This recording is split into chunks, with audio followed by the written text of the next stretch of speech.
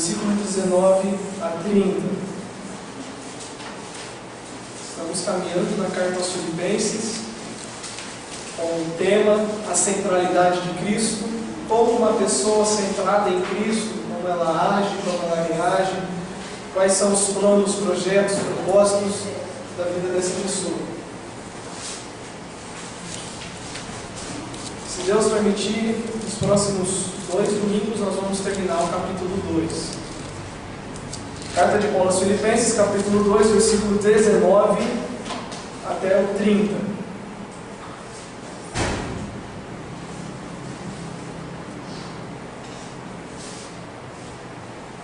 Diz assim a Escritura: Espero, porém, no Senhor Jesus, mandar-vos Timóteo o mais breve possível, a fim de que eu me sinta animado também, tendo conhecimento da vossa situação, porque a ninguém tenho de igual sentimento que sinceramente cuide dos vossos interesses, pois todos eles buscam o que é seu próprio, não o que é de Cristo Jesus. E conheceis o seu caráter, provaram, pois serviu ao Evangelho junto comigo, como filho ao Pai. Este, com efeito, é quem espero enviar tão logo tenham visto a minha situação. E estou persuadido no Senhor de que também eu mesmo brevemente irei. Julguei, todavia, necessário mandar até vós a Epafrodito, por um lado meu irmão, cooperador e companheiro de lutas, e por outro, vosso mensageiro e vosso auxiliar nas minhas necessidades, visto que ele tinha saudade de todos vós e estava angustiado, porque ouvistes que adoeceu.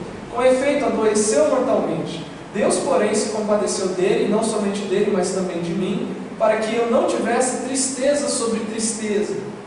Por isso, tanto mais me apresso em mandá-lo, para que, vendo-o novamente, vos alegreis e eu tenha menos tristeza.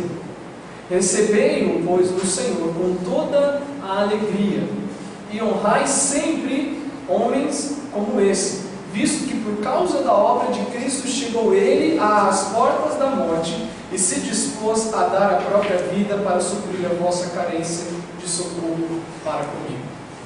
Oremos. Pai, nós te damos graças nessa noite pela oportunidade que tu nos dás de adentrarmos a tua presença, abrirmos a tua palavra livremente nesse país, estudar, sermos alimentados pelo Senhor. Que teu Espírito nos guie no entendimento da tua palavra, iluminando o nosso entendimento, o nosso coração, para que em todas as coisas Cristo seja exaltado. Damos-te graças por mais um dia de vida, em nome do Senhor nós oramos e te agradecemos. Amém. Amém.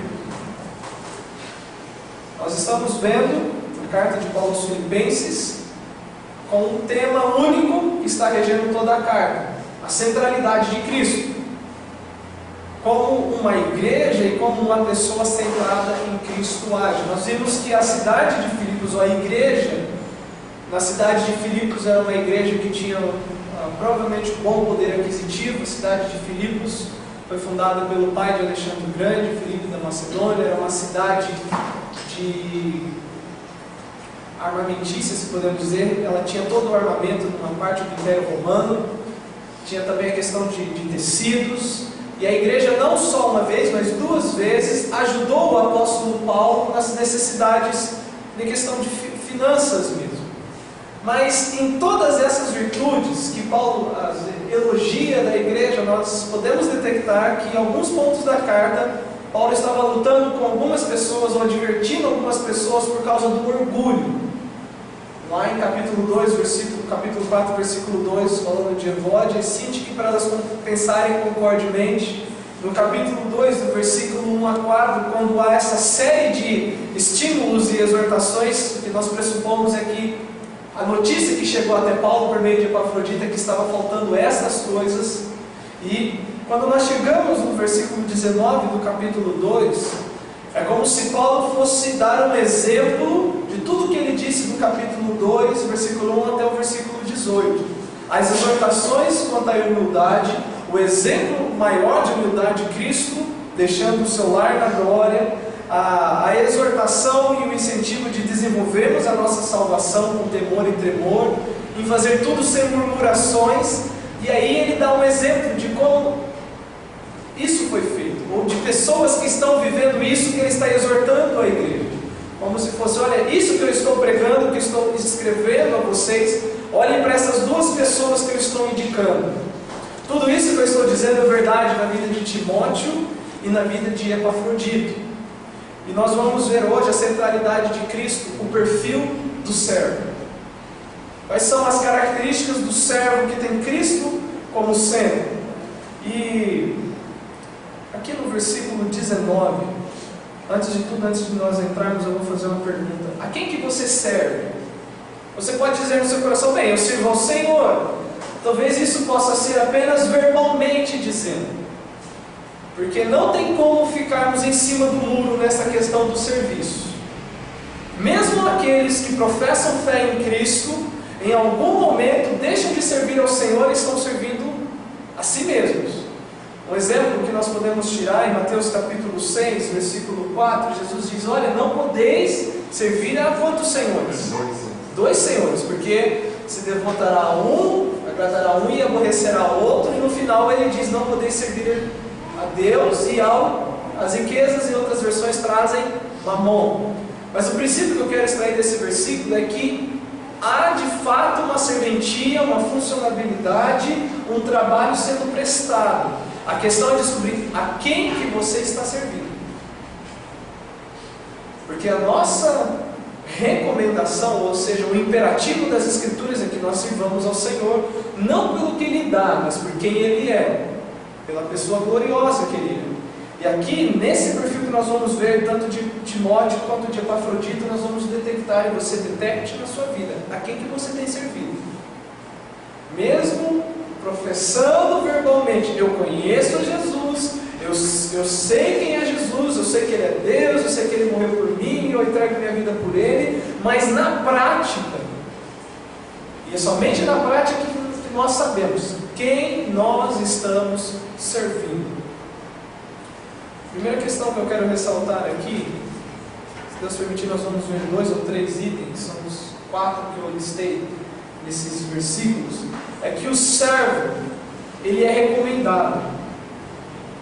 Uma das características de que uma pessoa está servindo cabalmente ao Senhor é que ela tem recomendações, pessoas a apontam, indicam essa pessoa ao serviço. Verdade no versículo 19 e depois no versículo 25. Paulo diz assim, espero porém no Senhor mandar-vos a Timóteo, e depois no versículo 25 diz, julguei todavia necessário mandar até vós Epafrodito. Recomendação é a ação de indicar alguém ou algo com base em boas informações.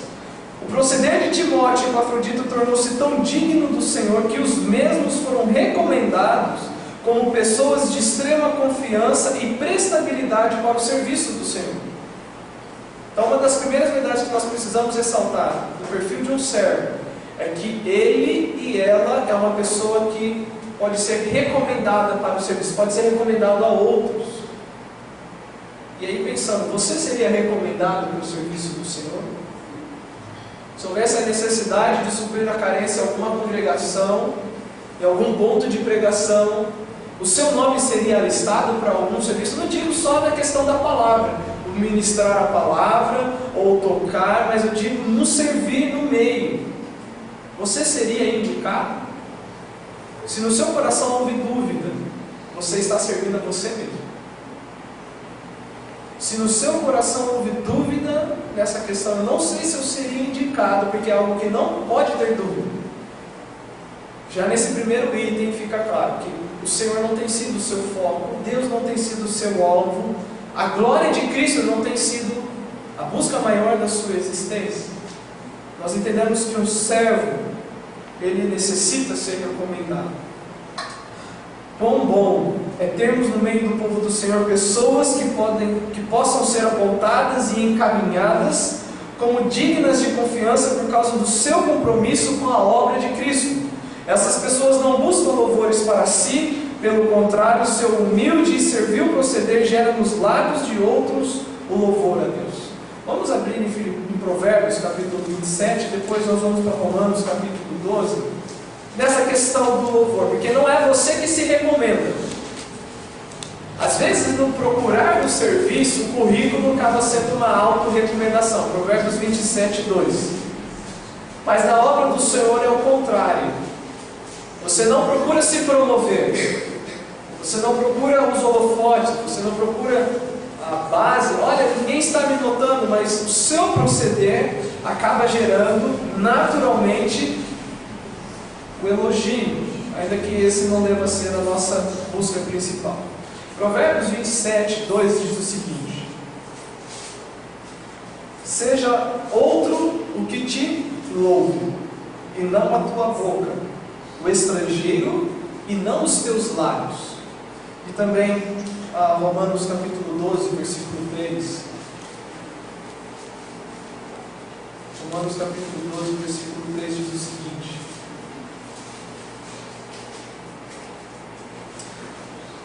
porque pela graça que me foi dada, digo a cada um dentre vós, que não pense de si mesmo além do que convém, antes pense com moderação, segundo a medida da fé que Deus repartiu a cada um. Romanos 12, 3. Note a necessidade. A recomendação não é algo forçoso, não é algo imposto, mas é algo que brota naturalmente. É como se fosse a aplicação de Mateus 5,16, assim brilhe a vossa luz, para que os homens vejam as vossas boas obras e glorifiquem o vosso Pai que está nos céus. E a pessoa, quando ela recebe elogio, ela entende que isso não é para ela, é para a glória de Deus. A recomendação é imprescindível. A recomendação, ela é imprescindível. Timóteo, o nome de Timóteo significa aquele que honra a Deus, aquele que estima a Deus.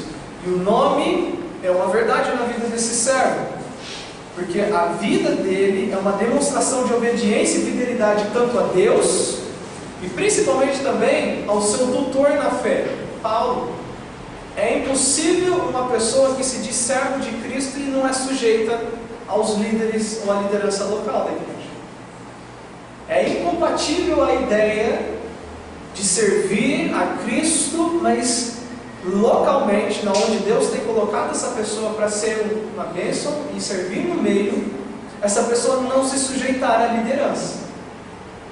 E lembre-se, no final não são as palavras que vão justificar, mas é se a sua vida está demonstrando a fé que você tem. Não adianta nada falar que eu tenho fé, mas eu não tenho obras. Aquilo que eu creio não rege a minha conduta, mas muito mais quando o que você crê é demonstrado pela sua conduta. E o Paulo e Timóteo, e depois ele diz que um filho serviu ao pai, como um filho ao pai, assim era o proceder de Timóteo com Paulo. Honrar também a liderança local da igreja é uma forma de honrar a Deus, porque não há nenhuma liderança colocada que não tenha sido ou não tenha recebido de Deus a autoridade. A recomendação é fruto de um zeloso servir, de uma intensa busca pela glória de Deus e a edificação do seu povo. Agora vamos pensar o seguinte: isso, se eu não me engano, essa é uma das primeiras prisões que Paulo passa.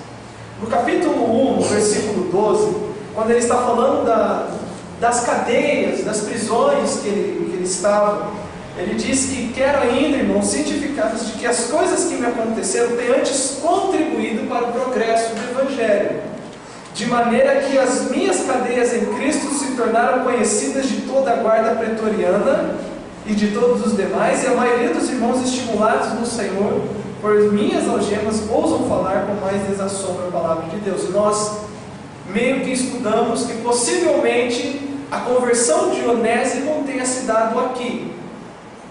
Lembra a carta de Filemon?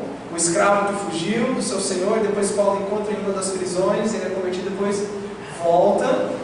E podemos entender que quando Paulo diz do progresso do Evangelho, nós possamos estar pensando em Filemon, em Onésimo, na carta a Filemon. Mas de toda a equipe ministerial de Paulo, depois você pode ler Romanos capítulo 16, só Epafrodito e Timóteo é apontado para servir na igreja. É algo que nós devemos pensar. Depois, quando chega aqui capítulo 4 de 2 Timóteo, podem abrir lá, por favor. Nós temos um nome de uma pessoa que era companheiro de Paulo. Essa pessoa aparece tanto na carta de Paulo ao Filemão, tanto na carta de Paulo aos Colossenses. Nós não vamos abrir lá. Nessas cartas é retratado como aquele que está acompanhando, que está preso junto com Paulo.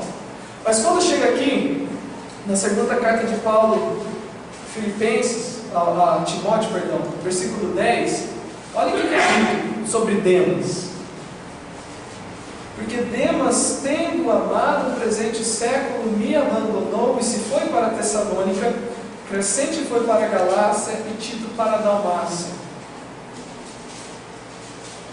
Paulo, nesse presente momento, ao escrever a carta aos Filipenses, só poderia contar com Epafrodito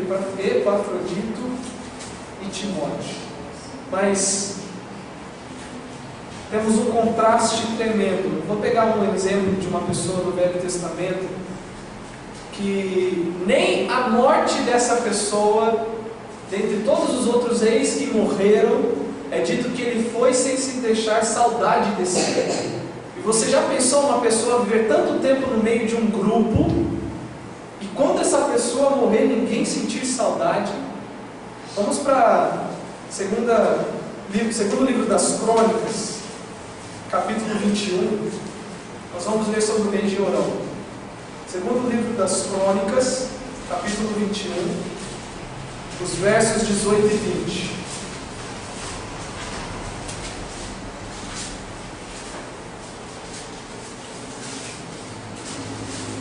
Capítulo 21, os versos 18 e 20. Isso para a gente contrastar o quê? Se o seu proceder no meio do povo tem gerado estímulo para recomendação, ou se você tem sido um Jeorão.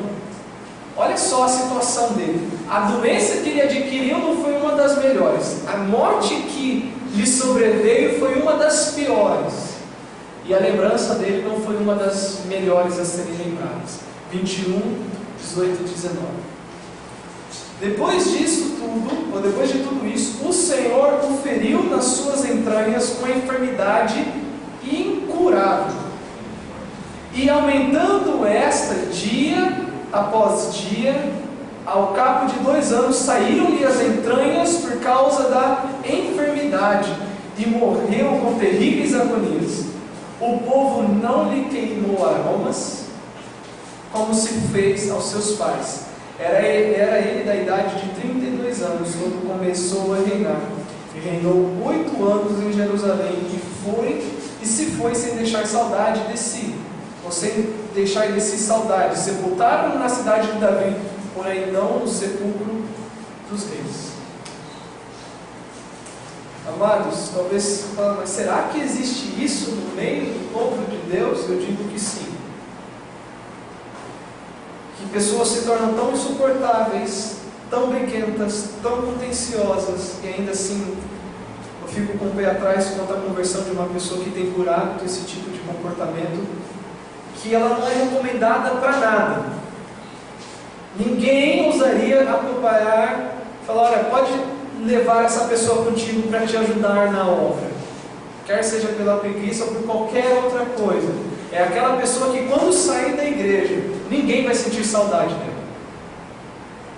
Que você não seja essa pessoa. Pelo contrário, você seja aquela que primeiro seria recomendada para o serviço. Então o servo, ele é alguém recomendado. Segunda questão que eu quero enfatizar: não somente o servo é recomendado, mas o servo é alguém que não se preocupa com os seus próprios interesses, mas sim com os interesses de Cristo. Olha o que é dito aqui no versículo 20 e 21, capítulo 2 de Filipenses. Porque a ninguém tenho de igual sentimento, que sinceramente cuide dos vossos interesses, pois todos eles quem? O grupo que talvez Paulo poderia indicar, buscam o que é seu próprio, não o que é de Cristo. E o interesse dos outros, o interesse de Cristo, pode ser sinônimo dessa questão. O servo, além dele ser uma pessoa que é recomendada, uma das grandes causas dessa pessoa não é a sua própria vontade. mas é a vontade do outro. E se um preocupasse mais com a vontade do outro, certamente alguém se preocuparia com a sua vontade, em vez de você se preocupar com a sua própria vontade. Irmão, o que você precisa? Irmã, o que você precisa? Pastor, o que precisa ser feito na igreja? Onde que está precisando de ajuda? Além da recomendação, a outra característica marcante de um servo centralizado em Cristo é que ele busca cumprir o que é do interesse do seu Senhor. O interesse do Senhor é a edificação do corpo. O interesse do Senhor é que Cristo seja glorificado na vida de cada um, por meio de atribuir glórias a Ele, reconhecimento de todas as perfeições dele. O servir é um desses meios. Paulo descreve a Timóteo como alguém totalmente diferente dos outros que estavam envolvidos com Paulo ali, da sua época, sendo que essa marcante diferença se dá ao fato de que Timóteo se preocupava mais com o que é o interesse dos outros do que é do próprio. E nós vimos a situação de Demas. Por algum momento, em algum ponto, Demas, ele deixou a vontade de Deus de lado e se ateve e amou ao presente servo. Lá em 1 de João, capítulo 2, versículo 15, eu já usei isso numa das devocionais de quarta-feira, mas quando a vontade de Deus não é o foco da sua vida, isso vai ser substituído por uma outra coisa. A sua vontade e o mundo vai ser o menu, o cardápio onde você vai exercer essa vontade. 1 de João capítulo 2, versículo 15 a 17 diz o seguinte: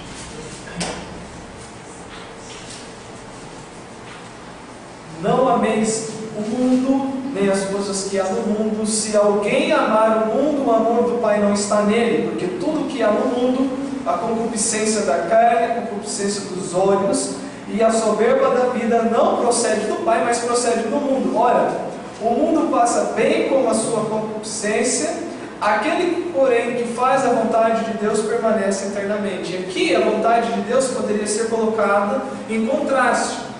Uma pessoa que está presa à vontade em querer as coisas do mundo, automaticamente ela está rejeitando a vontade de Deus. Mas a pessoa que está preocupada com a vontade de Deus, o mundo não vai ser atrativo para essa pessoa. E Demas deixou-se de se ocupar com a vontade de Deus. E quando Deus não é o centro, alguma coisa ou alguém vai entrar naquele lugar, não fica vazio. E uma das características do servo é que a vontade de Deus é o seu maior interesse. Nós sabemos, de acordo aqui com o contexto de capítulo 2, versículo 1 até 4, nada façais por partidarismo ou vanglória, mas por humildade, considerando cada um aos outros superiores a si mesmo. Não tenha cada um em vista o que é propriamente seu, senão também cada qual o que é dos outros. Pense concordemente numa única mente. Paulo estava apontando tudo o que ele disse para Timóteo e Epafrodito. Olha a igreja em Filipos, todas essas recomendações vocês podem ver como exemplo na vida desses dois homens que eu estou recomendando a vocês aí no serviço. São homens recomendáveis, são homens que não se preocupam com seus próprios interesses como os demais estão se preocupando agora, mas eles estão interessados com Cristo, com o que é do interesse de Cristo. Quando você vem à casa do Senhor, e a Bíblia diz, guarda o teu pé quando entrares na casa do Senhor. Quando você entra, quando você senta, qual é o seu interesse principal? A pessoa que está ao seu lado, você parou para perguntar, será que essa pessoa está precisando de alguma ajuda? Será que essa pessoa está passando por alguma dificuldade? Às vezes vem e vai na casa do Senhor e é só aquela coisa muito superficial. Oi, tchau, tudo bem, como vai? Mas não tem aquele interesse profundo pela vida da pessoa. O que você precisa? O que eu posso te ajudar? O que está ao meu alcance que eu possa fazer por você? O servo é alguém que se preocupa com o interesse de outros, não com o seu próprio interesse. Quando o coração se divide entre Deus e o mundo, assemelha-se à semente que caiu no meio dos espinhos e que sufocada não produziu fruto. Lembra em Marcos 4, Jesus falando da parábola do semeador? O terceiro solo, a semente semeada entre os espinhos assemelha-se àquele que a semente cai e ela chega até brotar, mas a riqueza do mundo, as fascinações concorrendo sufocam a palavra. É a pessoa que quer servir a Cristo, mas não quer deixar o mundo. Ela quer fazer as duas coisas ao mesmo tempo. E olha, é mais fácil você abandonar do que servir a Deus. Deus não se serve dividido. Ou é Ele, ou é Ele. Não tem como eu chegar e eu quero manter essa prática, eu quero manter esse estilo de vida, mas você sabe que no fundo aquilo te afasta de Deus. E você querer segurar essas duas coisas. Entendemos que quando a vontade de Deus não é a busca principal, ela será substituída pelas coisas do mundo. Tratar do interesse de outros é a mesma coisa que buscar o interesse de Cristo. A razão de eu e você existirmos é para a glória dele, é para a exaltação dele. E em nossas mais simples tarefas ou as mais complexas, tudo deve ser feito como no final, apontando para ele. E uma das tarefas que Deus nos designou: servir uns aos outros. João Calvino disse o seguinte: é impossível um homem que se devote a si mesmo se aplique aos interesses da igreja. Uma pessoa que se devota a si mesmo, ela nunca vai ter o interesse da igreja, ou o interesse de Cristo, como fim principal. Pelo contrário, vai ver como um inimigo. Não, fazer isso vai militar contra a minha vontade. Isso vai me privar de fazer isso. Isso vai fazer com que abandone isso. A pessoa devota a si. Os interesses, a preocupação pelos nossos próprios interesses não deve tomar o lugar pela preocupação da glória de Cristo. Não significa que você não deva planejar a sua vida, que você não deva ter metas, que você não deva ter propósitos na sua vida. O que eu estou dizendo é quando há necessidade de servir, mas você dá as costas para o serviço por causa da sua vontade, daquilo que você tem que fazer. Eu listei aqui 3 coisas que podem impedir. 3 coisas que é a base de uma, mas que se manifesta diferente, que impedem que a pessoa sirva. E o que eu digo de principal é a idolatria. A idolatria impede a pessoa de procurar os interesses dos outros. A idolatria é quem? A si mesmo. A autoadoração é o que impede a pessoa de se preocupar com os interesses dos outros. A idolatria se manifesta através do orgulho. Como? Quando as coisas não são feitas do meu jeito, eu não faço e nem participo. Não vai ser desse jeito? Não vai considerar a minha opinião? Ninguém me ouve, também eu não quero participar. No final você está dizendo: ninguém me adora, ninguém reputa a minha opinião como importante, porque eu sou importante, olha quem eu sou. Essa pessoa precisa ler versículos 5 a 11 do capítulo 2. Deus exaltou sobremaneira, Ele deu o nome que está acima de todo nome, para que ao nome de Jesus se dobre todo o joelho, no céu, na terra e debaixo da terra. Há um só Senhor na igreja. Ninguém debaixo do céu é Senhor como Cristo é Senhor. E a idolatria leva a pessoa a não procurar o interesse do outro, porque não é do meu jeito, não é da minha vontade. Segundo, a idolatria se manifesta através da amargura. Só estou pegando questões pontuais, tem muitas outras, mas eu estou refutando as principais. A idolatria se manifesta através da amargura, como? Quando a falta de perdão e a falta de amor impede que a pessoa sirva e participe das atividades ou de um grupo só porque não se relaciona bem com outra pessoa. Eu não me dou bem com aquela pessoa, então eu não vou lá servir. Na verdade, aquela pessoa não me ama como eu gostaria que ela me amasse, então eu não vou me envolver ali, eu não vou participar. E no final, idolatria. A idolatria se manifesta também através da preguiça. Desculpas são levantadas quando no fundo é uma total indiferença e indisposição com a obra do Senhor. E você poderia pensar em mais e mais e mais coisas que impedem uma pessoa de se preocupar com o interesse dos outros, mas a idolatria a si mesmo é a causa principal. Eu abrir mão das minhas coisas, abrir a minha casa, abrir o meu bolso, abrir o meu tempo, meu e meu.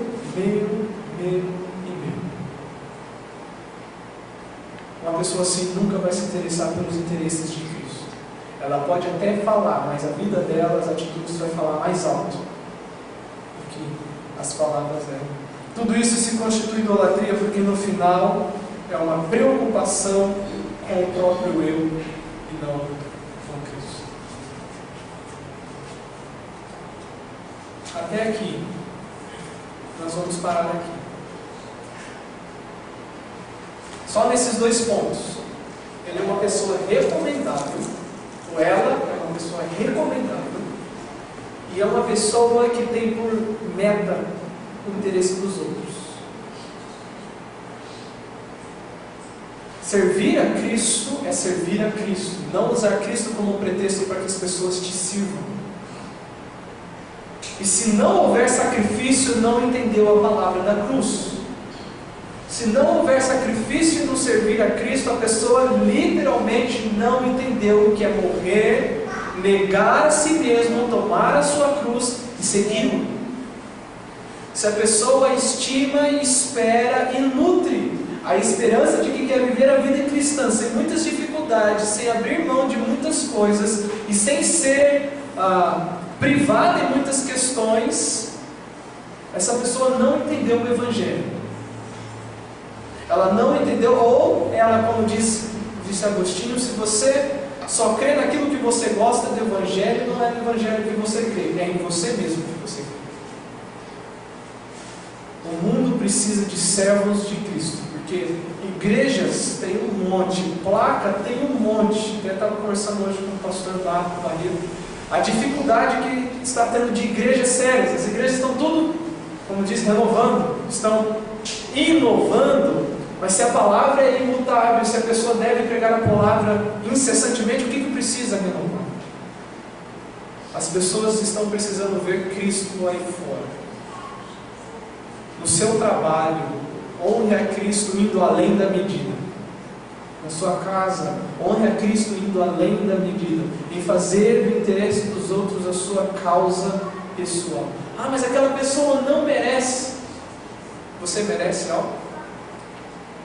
Porventura eu e você merecemos algo. O que nós merecemos e o que nós temos por direito é o inferno. E até isso, graciosamente, foi nos oferecido a alternativa que é Cristo, para a glória de Deus Pai.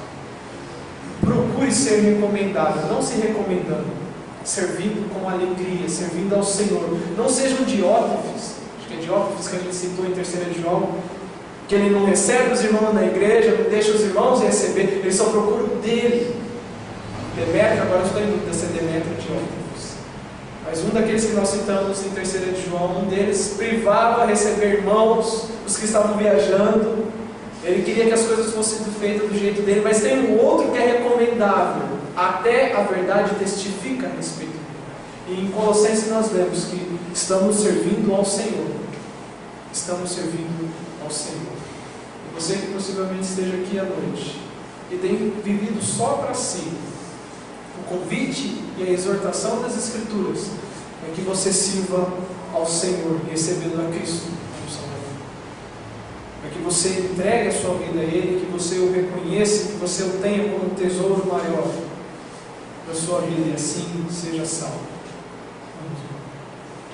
Pai, nós te damos graças nessa noite pela Tua Palavra, pelo exemplo de Timóteo e Epafrodito e de inúmeros outros que Paulo lista também na carta aos Romanos, de parceiros e companheiros de ministérios. Ajuda-nos com que esta igreja seja um celeiro de servos e servas que possam ser recomendados e também que tenham uma fome pelo interesse dos outros. Tu conheces e Tu sondas cada coração aqui, Pai. Tu sabes quem de fato tem feito de Ti a busca maior, a glória do Senhor como bem maior em suas vidas. Que a tua palavra frutifique, nutra, conforte e também confronte os corações aqui presentes. Para ti seja dada toda a glória, toda a honra e todo o louvor de eternidade e eternidade. Em nome do Senhor nós oramos e te agradecemos. Amém. Amém. Deus abençoe.